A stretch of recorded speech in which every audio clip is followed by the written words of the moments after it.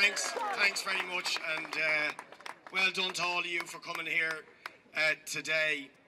I do want to say about the whole issue of being nominated for Taoiseach. It's with us. It's not about the individual. It's not about the person. We stand in very, very stark contrast to politicians who operate according to the motives that were admitted in a really stunning but telling admission by Minister Alan Kelly recently in an interview in independent newspapers, appropriately enough, when he said that he was driven by personal, ruthless ambition and the drug of power. What a stunning, shocking admission of the motives of the people who run our political system. We stand in a very, very different political tradition, which is about people power. We are not interested in pursuing power for itself or for individuals or for their gratification. Our job is to empower the people and establish the rule of the people. And in that regard,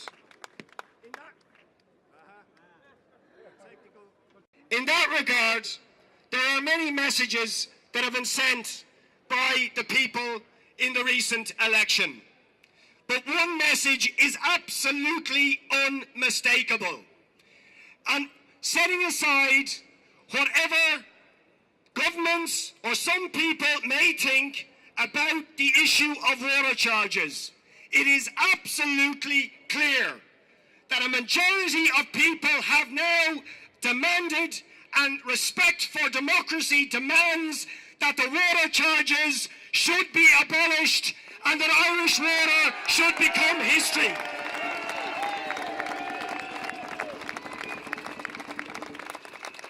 So it is a serious test. We know that some of those who were driven by you and by the movement of people power that we have seen over the last 2 years are not people who can be trusted with these issues.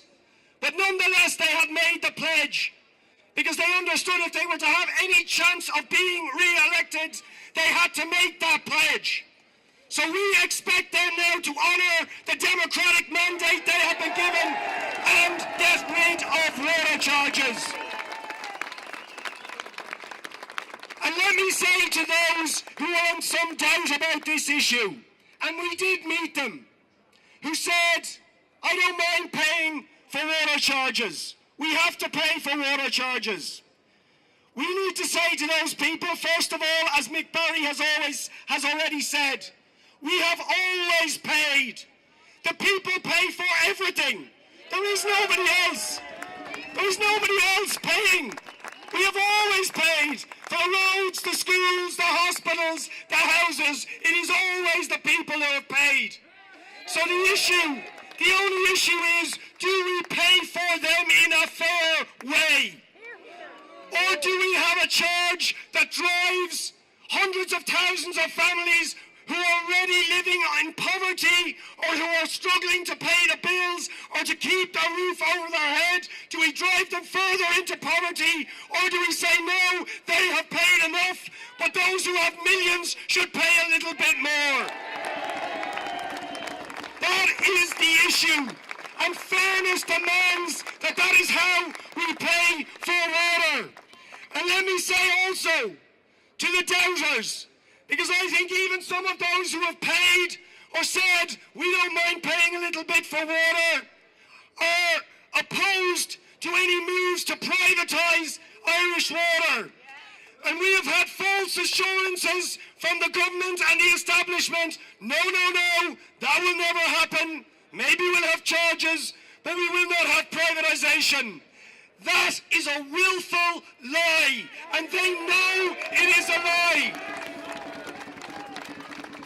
If you have charges, privatisation of water is a racing certainty. And that is not speculation. That is a fact. That is what is required under the EU state aid rules. It's a bit technical, but for those who are watching, when Eurostat failed to pass Irish water, what they said is, if you have subsidies, if you keep a cap on the charges, if the state subvents water charges to keep them low, it is not a commercially viable entity.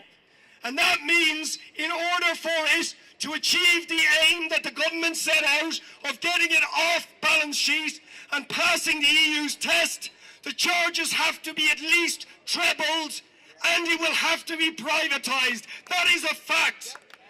So we need to send that message out to people and explain to them.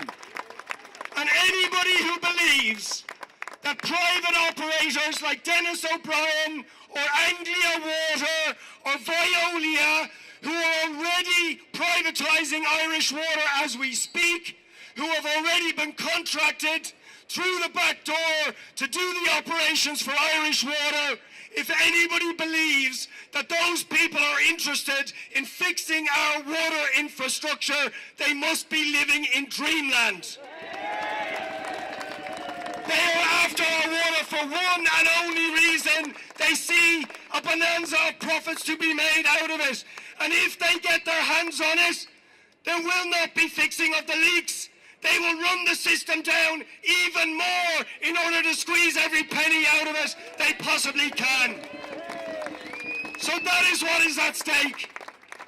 And it is important to say that that fact, the drive for the privatisation, the handing over of our resources, our infrastructure, our services to corporate vultures, is also the reason why people like Erica and her family are on the street. When they say, we can't afford to house people, please answer me this. How did we manage to build tens of thousands of houses a year in the 1950s and the 1960s and the 1970s when this country was a virtual third world country? Of course we have the resources.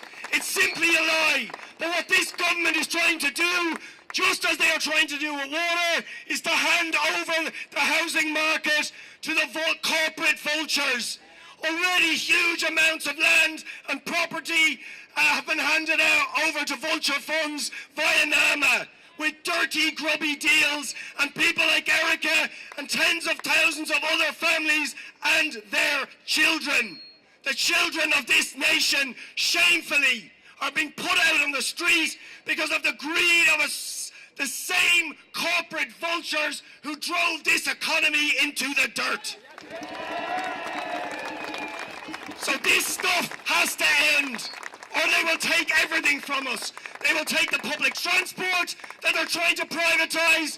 They'll take the housing. They'll take our education. They now want our kids to take out massive loans and be indebted for the rest of their lives in order to get what should be a right third-level education. We are not putting up with that. We are fed up with tens of thousands of our young people being discriminated against and driven out of this country as they try and drive down the wages and conditions and rights of working people, particularly young working people. We are not putting up with that. And just let me say a word to our people, to people over there flying the Palestinian flags. We are also the people who believe there is one world and one struggle, and we stand with people in Palestine, in Greece, in Spain, and anywhere else who are fighting for justice and freedom. And let me say, finally, the future is in all of our hands. It's not just about a few of us in the Dáil. This is a theatre in there, and not a very good one. The real change is being driven by you. But they try and make you forget that with the circus to distract your attention, just like the Roman emperors used the Circus Colosseum to distract attention from the people in Rome who tried to rise up against the emperors. That's the truth. Change comes from the people. It always has and always will. And We have to commit ourselves over the coming months. We do not know how long this Dáil will last, but whether the future goes back to Fianna Fáil or Fine Gael or forward to an Ireland of equality, of social justice, of solidarity depends on us. So let's commit ourselves to that fight. Well done, Richard, well done. We're just going to make a bit of noise now, a bit of chants, a few chants, and then I'm going to make one or two more points and then we'll close it. No way! We won't pay! No way! We won't pay! No way! We won't pay! No way! We won't pay! Yeah. Now the next one, he jumped the queue. The next one is time to get them off our backs. We won't pay our water tax is the answer.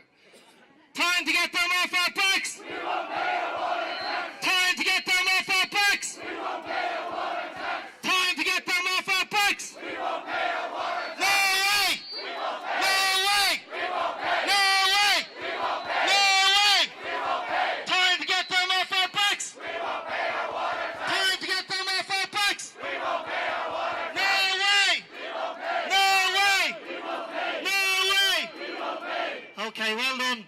Well done to all the speakers, particularly the new TDs, and particularly Erica Fleming from the housing activists that spoke earlier.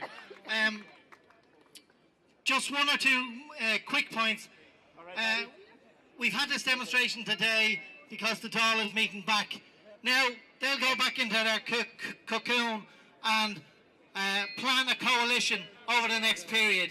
Now, no matter who comes out of that, I believe that it will be a right-wing coalition, and this movement should come back here on that day when they're meeting and make our voices heard, because the pressure from outside, and Richard is right, the power lies outside the Dáil, not in there, out here on the streets, and we need to make that a massive demonstration against water charges, and to make it sure that any coalition that comes in will be afraid of their life to implement water charges.